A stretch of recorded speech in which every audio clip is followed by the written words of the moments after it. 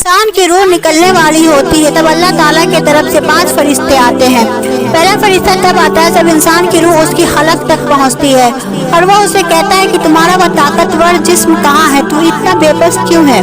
और दूसरा फरिश्ता तब आता है जब इंसान की रूह उसके जिस्म से निकल जाती है और उससे कहता है कि तेरा माल और दौलत कहाँ है जो तूने जमा किए थे।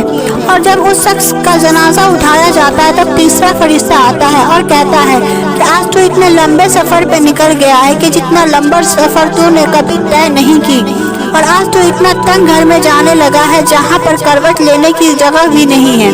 और जब उस शख्स को कब्र में उतारा जाता है तब चौथा फरिश्ता आकर कहता है कि कल तक तू जमीन के ऊपर चल रहा था लेकिन आज जमीन के नीचे है, कल तक तू हंसता था आज तू रो रहा है। और जब कब्र के अंदर मिट्टी डाल दी जाती है और सब चले जाते हैं तब पांचवा फरिश्ता आकर कहता है कि तेरे साथ आने वाले सब चले गए हैं, अगर वो रुक भी जाते तो भी तेरे लिए कुछ ना कर पाते।